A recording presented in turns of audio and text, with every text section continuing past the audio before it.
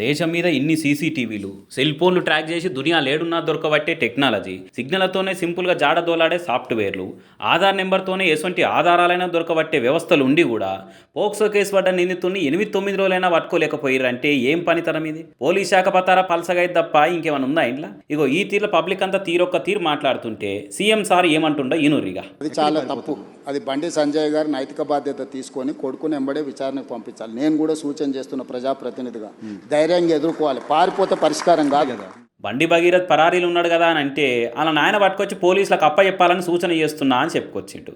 వారే వాహ్, ఓ సీఎం అయ్యుండి హోంశాఖ కూడా ఆయన తానే పెట్టుకొని పోక్సో కేసు పడ్డ నిందితుడు వారం కంటే ఎక్కువ రోజులైనా జాడపత్త లేడా అని జనాలు తిడుతున్నా కూడా పట్టించుకోకుండా అలా ఆయన అప్ప చెప్తే మేము లోపటేస్తామన్నట్టు మాట్లాడితే ఏ తీరు సర్కారు అనుకుంటే గట్టిగానే అరుచుకుంటారు జనాలు. ఈ కేసులు పడ్డోళ్ళు తప్పించుక తిరుగుతున్న వాళ్ళనంతా ఎవరింటోళ్ళు వాళ్ళు ఇగో పట్టుకపోరని సర్ది కట్టి 2 జతల బట్టలు కట్టెల సంచులు పెట్టి తోలితే ఇంకా పోలీసుల డ్యూటీ ఏందన్నట్టు. ఓ దిక్కు భగీరథను లోపటేయొద్దనే పవరు, పదవి, పతారా, పైసా అన్ని వాడుతుంటా కాపాడేతందుకు కథలు పడుతున్నారని బయట సోషల్ మీడియాలో బాజాబ్తో తిట్టిపోస్తున్నారు. అన్ని చూసుకుంటా ఇనుకుంటా కూడా వాళ్ళే తెచ్చి పట్టియాలన్నట్టు మాట్లాడితే పబ్లిక్ ఏం భరోసా ఇస్తున్నట్టు, న్యాయం జరుగుతుందన్న నమ్మకాన్ని ఏ తీరులో పెంచినట్టు అని అనుకుంటే గట్టిగా నడుచుకుంటూ రేవంత్ రెడ్డి మాటలిన మందంతా కూడా.